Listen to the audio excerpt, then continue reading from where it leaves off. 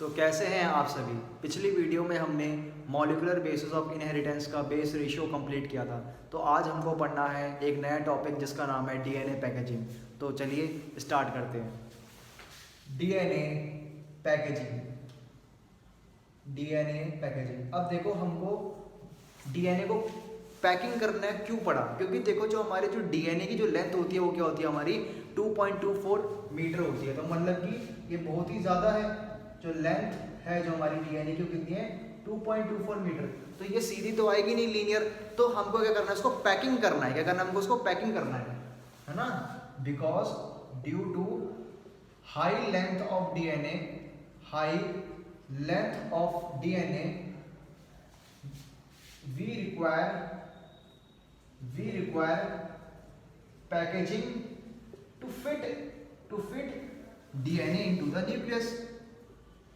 आपको पता है न्यूक्लियस तो छोटा होता है और हमको क्या करना है, इस पूरे जो डीएनए है उसको क्या करना है, उसके अंदर फिट करना है, उस न्यूक्लियस के अंदर।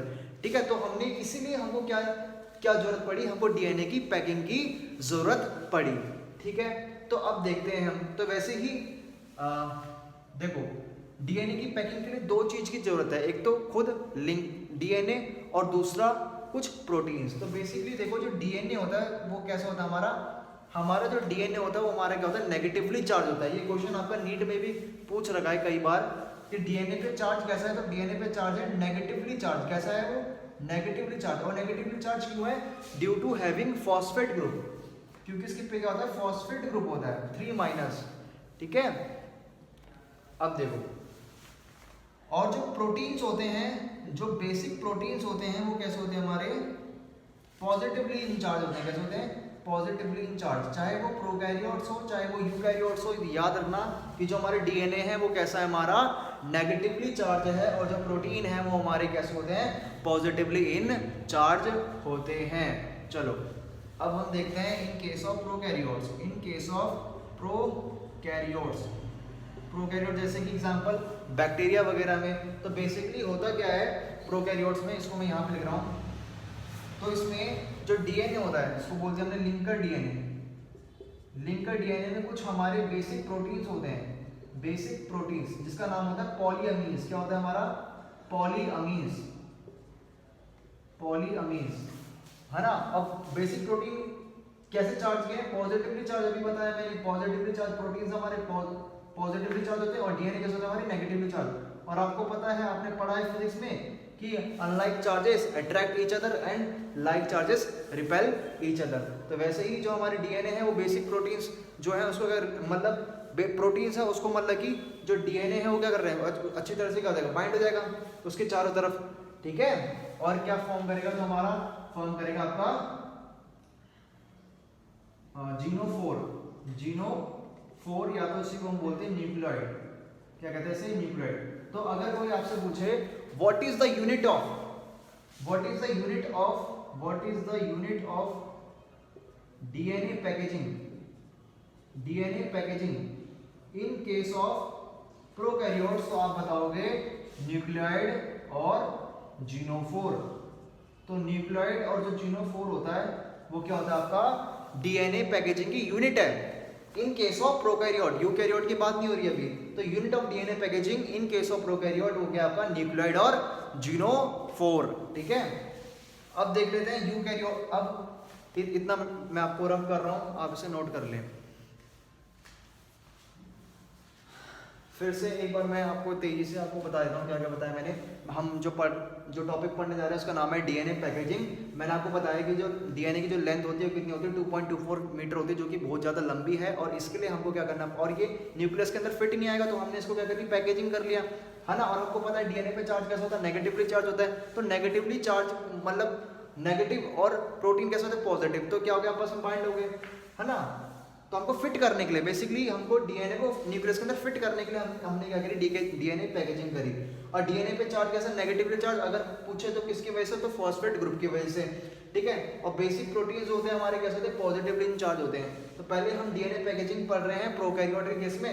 तो मैंने आपको बताया कि लिंकर डीएनए जो होता है हमारा जो लिंक होना चाह रहा है वो कैसा चार्ज है, नेगेटिवली चार्ज है, जैसे मैंने अभी आपको बताया थोड़ी देर पहले। और जो बेसिक प्रोटीन है वो कैसे होते हैं, हमारे पॉजिटिवली चार्ज होते हैं। और बेसिक प्रोटीन्स मेनली कौन से होते हैं, तो पॉलीअमीन्स।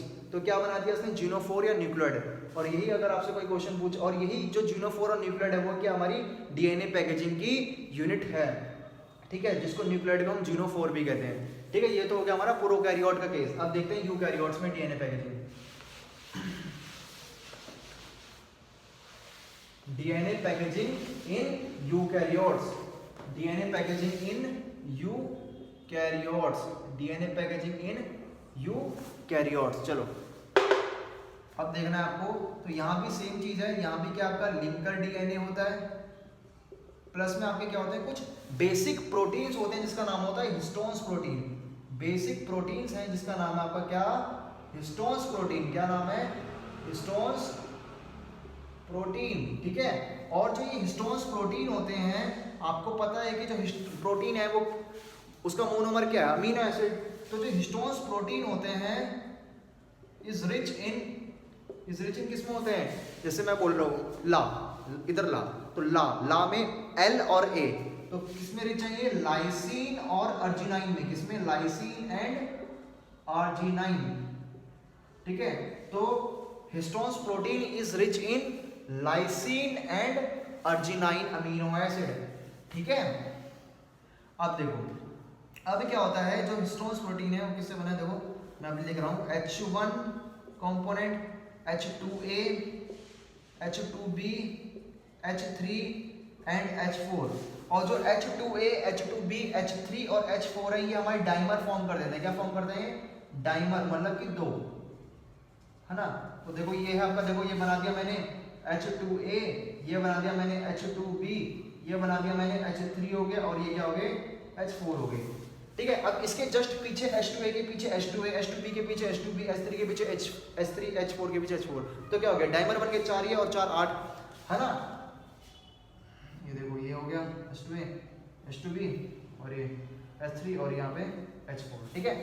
और यहाँ पे फिर और यहाँ पे मतलब कि डीएनए रैप हो गया ऐसा ऐसा करके, और यहाँ पे हो गया ये H1।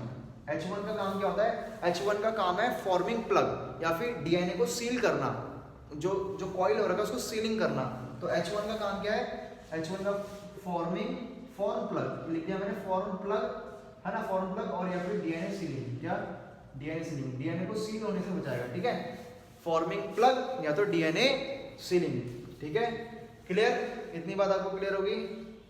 चलो अब देखो, अब वैसे ही लिंकर डीएनए पे कैसे चार्ज है, वैसे ही नेगेटिवली चार्ज है, और प्रोटीन पे पॉजिटिवली चार्ज है। प्रोटीन कैसे होते हैं हमारे, पॉजिटिवली चार्ज, ठीक है। क्लियर। तो क्या बनाया इसने यहाँ पे, इसने यहाँ बनाया न्यूक्लियोसोम। क्या बनाया, न्यूक्लियोसोम। अगर कोई आपसे पूछे कि unit of DNA packaging in case of eukaryotes, तो आप क्या बताओगे, आप बताओगे न्यूक्लियोसोम। क्या बताओगे, न्यूक्लियोसोम।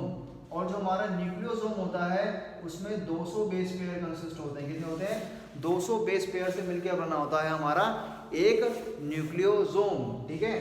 तो 200 base pair is equal to 1 nucleosome, मतलब एक न्यूक्लियोसोम में 200 बेस पेयर हैं, ठीक है। कितनी बात क्लियर होगी। अब देखो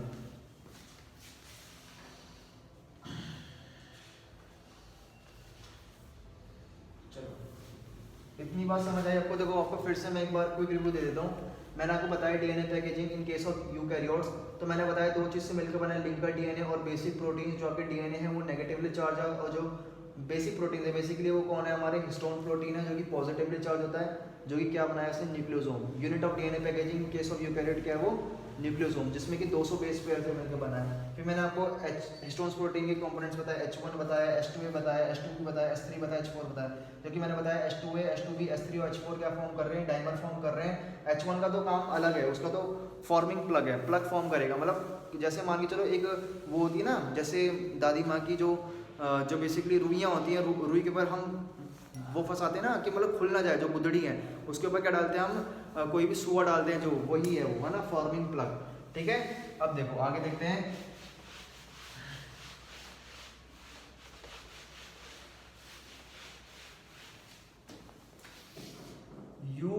यूक्रोमैटिन और हेट्रोक्रोमैटिन, यूक्रोमैटिन और हेट्रोक्रोमैटिन। देखो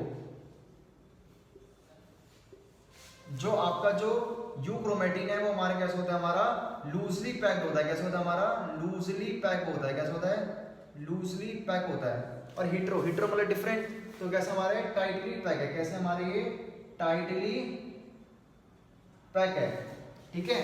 और जो हमारे यूक्रोमैटिन होता है कैसे होता है, हमारा ट्रांसक्रिप्शनली एक्टिव होता है। कैसे होता है, हमारा transcriptionally active, transcriptionally active. Transcription process किसे बोलते हैं, जैसे डीएनए से आरएनए बनना, उसको बोलते हैं ट्रांसक्रिप्शन। तो ये कैसे हमारा यूक्रोमैटिन ट्रांसक्रिप्शनली एक्टिव है, लेकिन हेट्रोक्रोमैटिन जो होता है वो कैसा होता है, हमारा ट्रांसक्रिप्शनली इनएक्टिव होता है। कैसा होता है, हमारा ट्रांसक्रिप्शनली इनएक्टिव।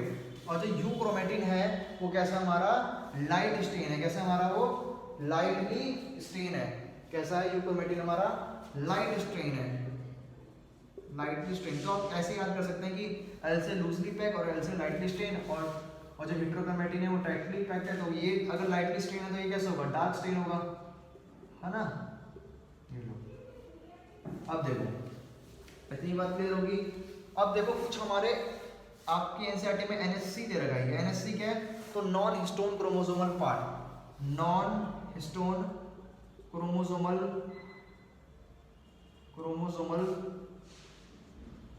पार्ट। ये तो प्रोटीन, ये प्रोटीन है बेसिकली, पार्ट बोल रहा हूँ, sorry, protein, non histone chromosomal protein. Basically ये आप पढ़ोगे कब मतलब कि हायर पैकेजिंग में। इसका जो काम है वो क्या है, हायर पैकेजिंग में काम है इसका, हायर पैकेजिंग। आपके एनसीईआरटी में बस ये दे रखा है एनएससी, लेकिन ये क्या है आप पढ़ोगे इसमें हायर पैकेजिंग में पढ़ोगे, ठीक है। तो अगर आज की वीडियो अगर आपको पसंद आई हो तो आपको पता है क्या करना है, लाइक करना है, शेयर करना है और सब्सक्राइब करना है, ठीक है। सब्सक्राइब करो करो करो करो, भाइयों का चैनल है, सब्सक्राइब कर दो भाई, ठीक है। चलो आज के लिए बस इतना ही।